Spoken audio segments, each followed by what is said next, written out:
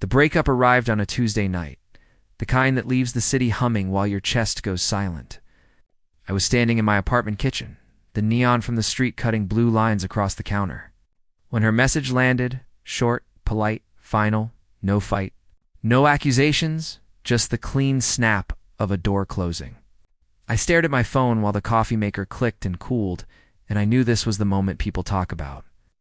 The moment that splits before from after. She expected a chase. Everyone did. Our friends, her sister, even the guy downstairs who always asked about us while burning his burgers on the grill. I had chased before. I had chased apologies, explanations, promises, late-night calls that ended with hope leaking out. This time, something in me stopped. Not pride, not strategy, fatigue. A heavy, honest fatigue that pressed my shoulders down and told me to breathe. Outside, sirens rolled past like distant waves. Inside, the memories lined up without permission. Flashback after flashback, quick and sharp. Her laugh bouncing off brick walls. Fries shared from a paper tray after midnight movies. Arguments over nothing that felt like everything. I saw myself reaching for my phone in those memories, typing, deleting, typing again. I remembered the look she gave me once, half relief, half boredom, when I begged her not to walk away. That look came back now, like a warning. I didn't reply. The screen went dark. The apartment felt larger, louder, and strangely clean. I sat on the couch and let the silence stretch. It scared me. Silence always does. It forces you to hear the truth moving around inside you. By morning, the city looked the same. Buses groaned, crosswalks blinked. Someone argued about rent on the sidewalk. My phone stayed quiet. That was new. Usually a breakup turned my life into a performance. Texts flying, calls bouncing, friends picking sides. This time, nothing. I went to work. I answered emails. I ate a greasy breakfast sandwich and tasted cardboard. I told myself I was fine, then laughed at the lie. At lunch, my friend Luke slid into the booth across from me. He smelled like aftershave and stress. "You gonna call her?" he asked, not even pretending to be subtle. The diner clattered around us, plates and voices colliding. I shook my head. Luke raised an eyebrow. "That's not like you." I knew. That was the point, even if I didn't say it. That night, I walked the blocks we used to walk together. Same pizza place, same corner store, same old man selling flowers he swore were fresh. Every step felt like temptation. Every step asked the same question. "Are you sure?" I felt the urge to prove my love, to explain myself better this time, to fix what broke. I also felt something else, quieter but stronger. A sense that chasing would erase me again. Back in my apartment, I found a photo tucked behind a book. Us on a rooftop, wind in our hair, smiling like we believed in forever. I held it until my hand hurt. Then I put it back. Not thrown away. Not worshipped, just placed where it belonged. That was the first night I slept without waiting for my phone to light up. I dreamed of running through streets that kept changing, doors opening and closing ahead of me. When I woke, my chest felt sore but steady. I didn't know it yet, but the decision I made in that quiet was already bending the future. The city kept moving. So did I. Somewhere beyond the windows, a train rattled past, carrying strangers with plans and secrets. I lay there counting breaths, thinking about trust, pride, and the price of staying. I wondered who I would become if I held the line, if silence could be a kind of strength instead of surrender. The thought scared me and steadied me at once. Tomorrow waited, sharp and uncertain, and I chose to meet it standing. That choice, small and invisible, would pull other lives into motion, test loyalties, and reveal truths no one was ready to admit, yet soon. Everything would change. By the end of the first week, the silence had weight. It followed me through revolving doors, rode with me in elevators, sat across from me at meetings like an uninvited guest. People noticed. Not because I looked broken, but because I didn't look frantic. In this city, panic after a breakup is expected. Calm raises questions. At work, my manager, Tom, kept glancing at me like he was waiting for something to crack. He offered extra coffee, asked if deadlines were okay, told a story about his own divorce that went on too long. I nodded, smiled, delivered results.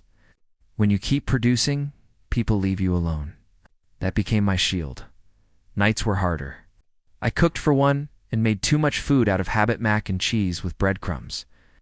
Grilled chicken, I didn't finish.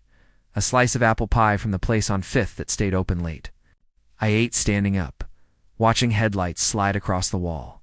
Every bite came with a memory. She loved the corner piece. She always stole my fork. She said food tasted better when shared. I kept eating anyway. On Friday, my phone buzzed for the first time. Not her, her friend Nora. The message was casual, almost careless. "Hope you're doing okay." I stared at it, feeling the old reflex jump. Reply fast. Be polite. Ask how she's doing. I typed, erased, typed again. Then I put the phone down and finished the dishes. When I finally answered, it was simple. "I'm good. Hope you are too." No questions. No bait. The power stayed where I left it. Saturday night brought the first real test. A party downtown, loud enough to shake the sidewalk. Everyone was their friends, co-workers, people who pretended not to watch reactions. I showed up late, dressed sharper than usual, not to impress anyone, just to remind myself I still existed. Luke slapped my shoulder. "Man, you look different." I shrugged. Different didn't mean better yet.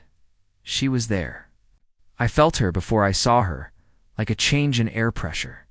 When our eyes met, something flickered surprise, maybe disappointment.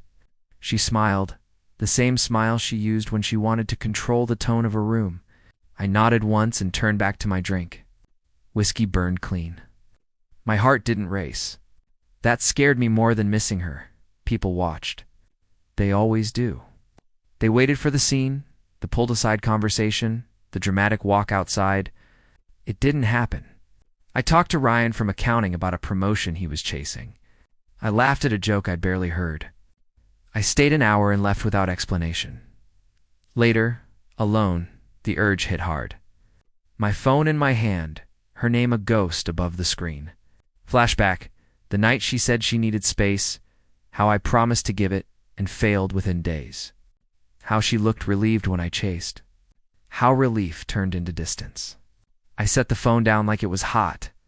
Sunday morning, I ran. Not far, not fast, just enough to feel my lungs work. The city smelled like rain and trash and fresh bread from the bakery near the bridge. My thoughts lined up, then scattered. I realized something I hadn't wanted to admit. I didn't trust myself around her. Silence was the only boundary I had that worked. By week 2, the questions started arriving through other mouths. "Have you talked? You okay with everything? You sure you don't want closure?" Closure is a word people use when they're uncomfortable with endings. I told them the truth without decoration.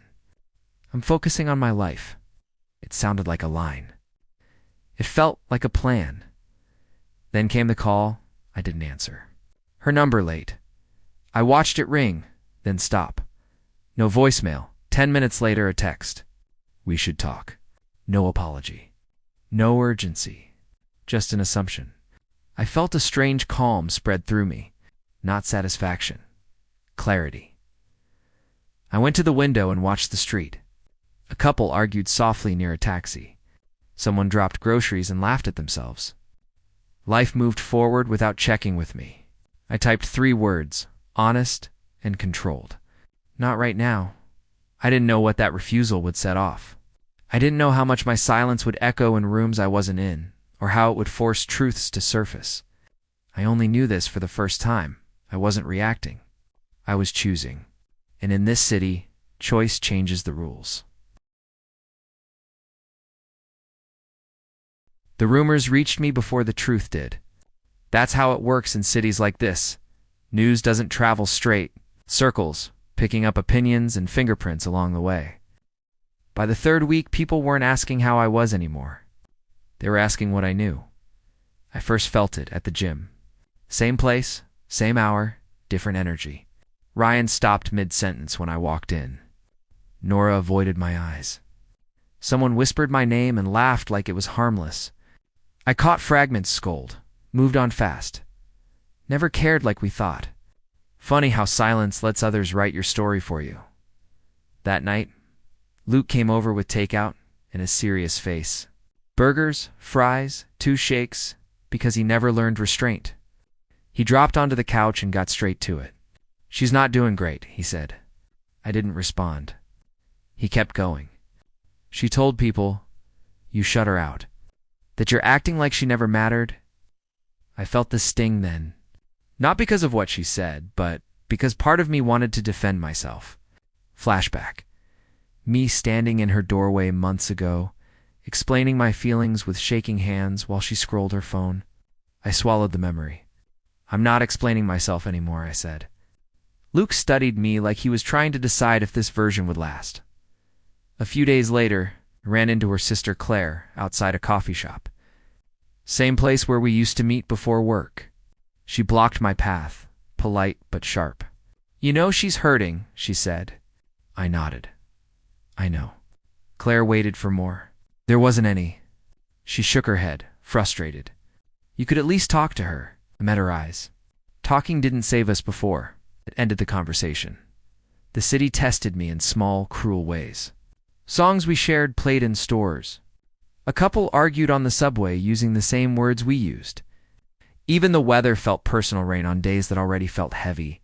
Sunlight when I wanted to hide. Each moment asked the same question. Is this worth it? Then came the night, everything tilted. I was working late when my phone buzzed again. This time it wasn't her. It was an unknown number. The message was short. "You should know the truth." No greeting. No explanation. My stomach tightened. I didn't reply right away. I finished my work, shut down my computer, and walked home with the city breathing around me.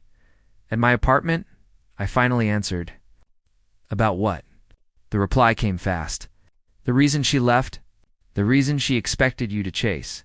My heart pounded hard enough to feel in my throat. Flashback hit without warning an argument we never finished. Her saying she felt trapped, me promising things would change. I thought I knew that story. Apparently I didn't. "Call me," I typed. The voice on the other end belonged to someone I barely knew, Jake, a guy from her office. His tone was nervous, guilty. "I didn't mean to get involved," he said, "but you deserve to know." He told me about late nights at work that weren't really work. About conversations that crossed lines before the breakup. About how she talked about me like a problem she needed to solve, not a partner. The words landed one by one, heavy and precise. Not cheating, not exactly. Something worse. Preparation. Emotional exits planned while I was still standing in the doorway. "She thought you'd fight," he said quietly. "She said you always do." The call ended. The apartment felt smaller than ever. I sat on the floor, back against the couch, letting the truth settle. Betrayal doesn't always arrive with drama.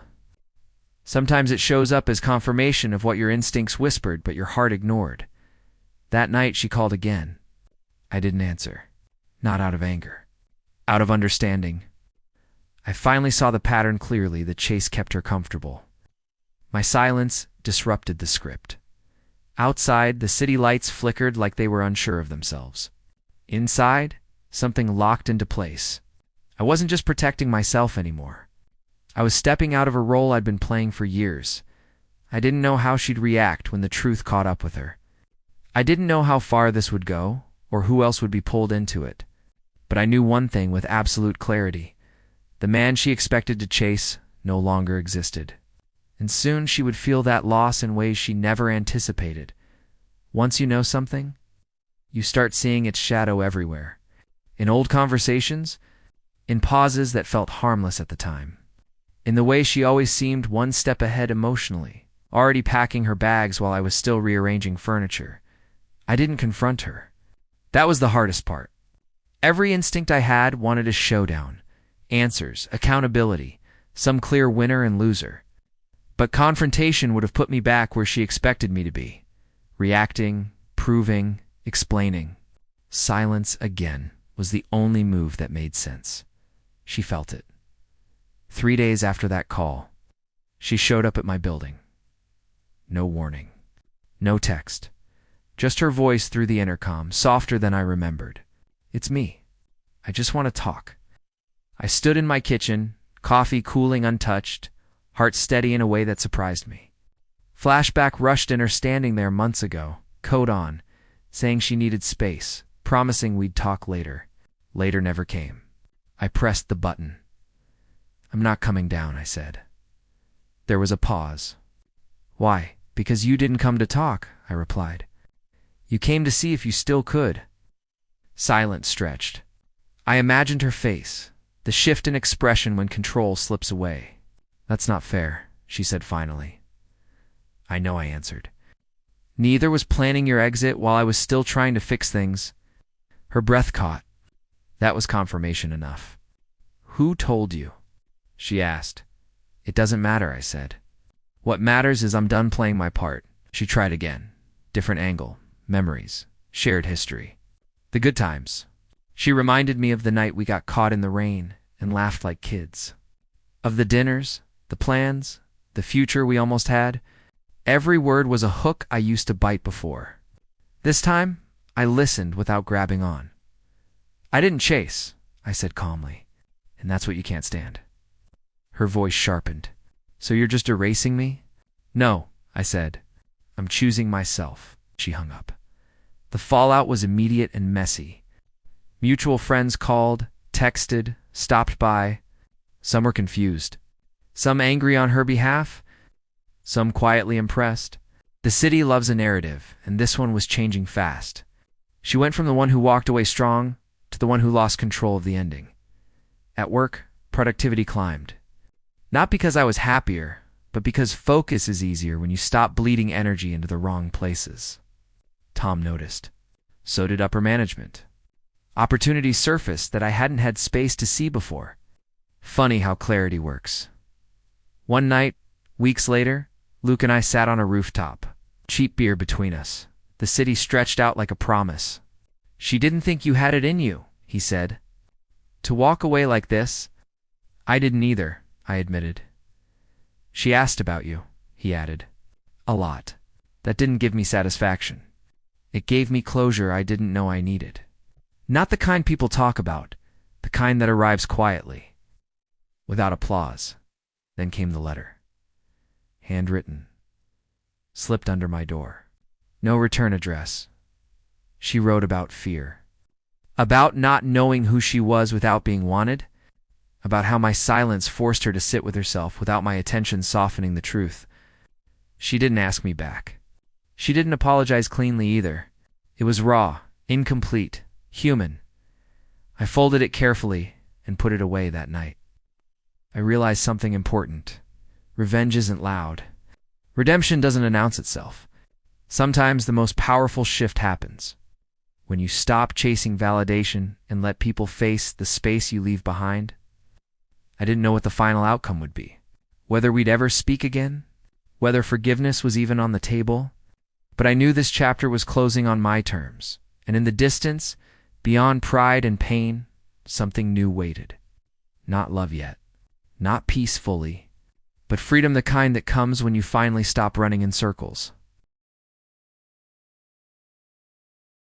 Time did what time always does, kept going, indifferent to unfinished feelings. Weeks slid into months, and something unexpected happened in the space she no longer occupied. My life expanded, not in loud, dramatic ways, but in steady, undeniable ones. The kind you only notice when you stop measuring your days by someone else's reactions. I changed my routine first. Early mornings. Long walks before work, while the city was still half asleep. I started cooking properly again, real meals, not rushed plates, eaten over arguments. Steak with garlic butter. Roasted potatoes. Pancakes on Sundays just because I could. Food tasted fuller when I wasn't sharing it with tension. At work, doors opened faster than I was ready for. A project I'd once avoided because it meant long hours now felt like a challenge instead of a burden. I led meetings. I spoke clearly. People listened. Confidence doesn't arrive all at once. It builds quietly when you stop shrinking. Then there were the people. Some drifted away when I stopped playing the familiar role.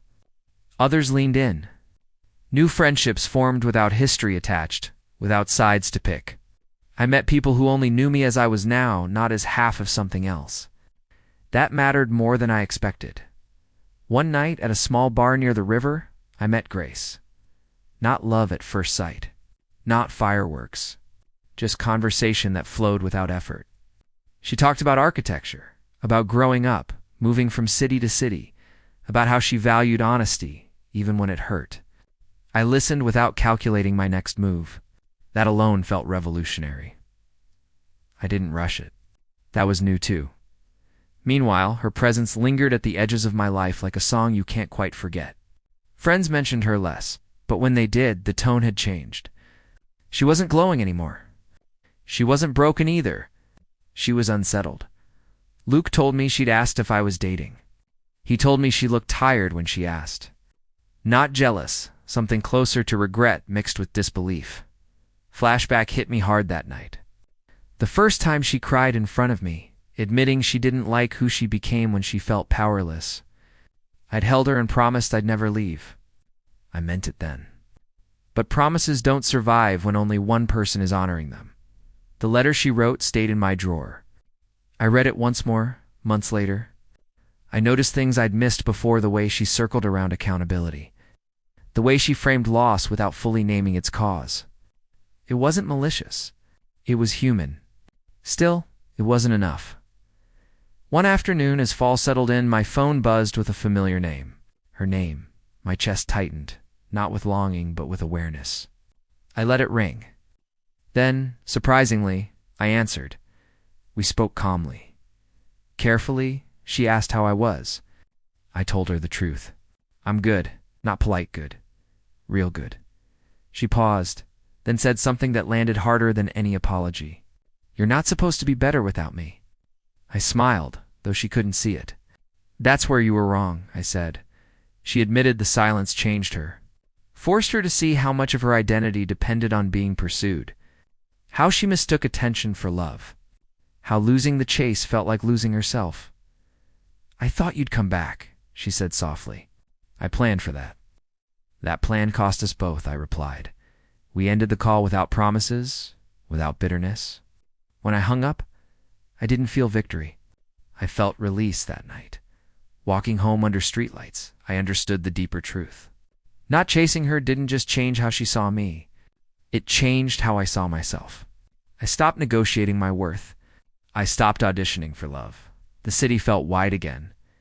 I didn't know what the final lesson would be, or how this story would end. But I knew the core truth was waiting. Just ahead, one final realization that tied everything together. And when it arrived, it would explain why walking away had been the most powerful choice I ever made.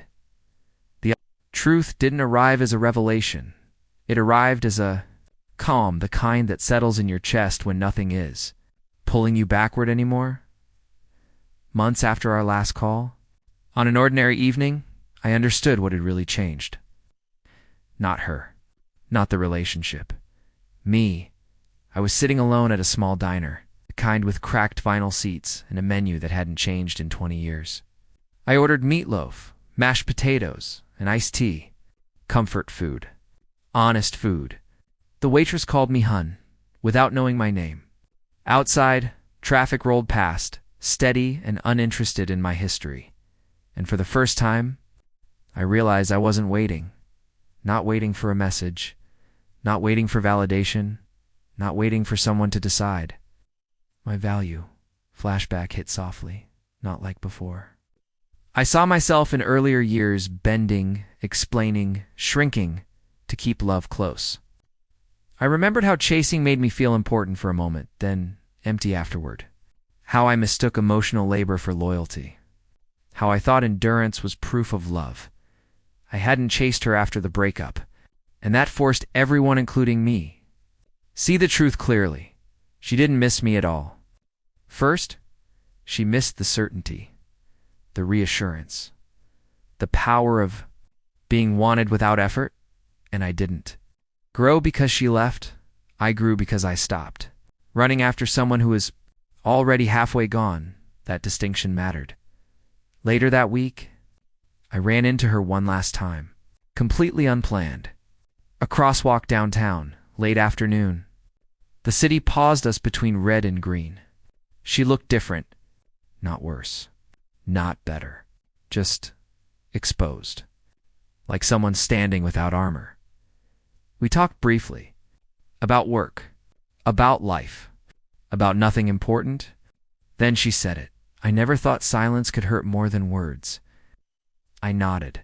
It doesn't hurt, I said. It reveals.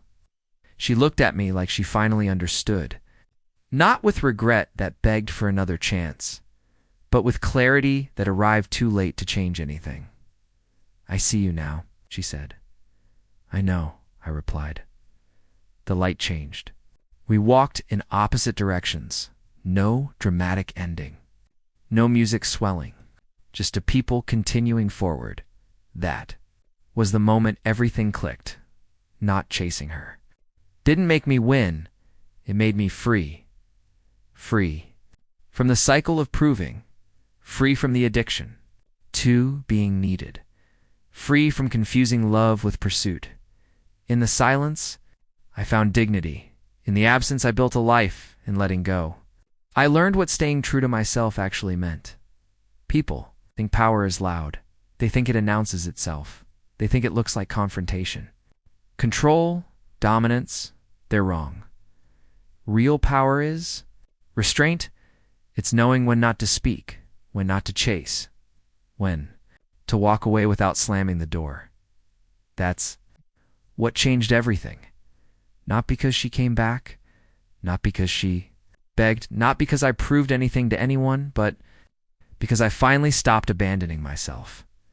And if there's one thing this city teaches you, if you pay attention, it's this.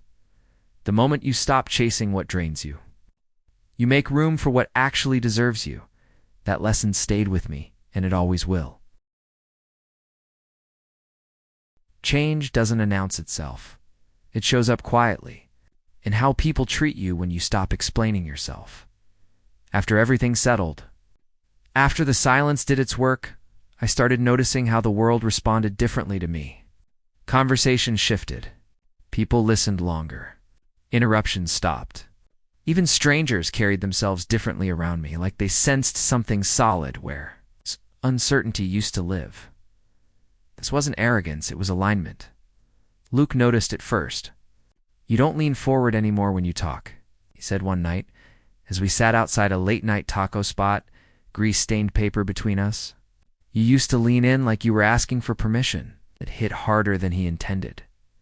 Flashback, me sitting across from her at a restaurant, explaining my feelings carefully, watching her eyes drift to her phone, me lowering my voice, softening my words, afraid that intensity would push her away. I thought that was love. It wasn't. It was fear dressed up as devotion. Now fear had no seat at my table. At work, a major decision came down to me. A promotion that would have terrified the old version of me more as responsibility, more visibility. Before I would have asked for reassurance. I would have wondered if I was ready. This time, I accepted without hesitation. Not because I was fearless, because I trusted myself. Grace remained in my life, steady and observant. She never asked about my past unless I brought it up.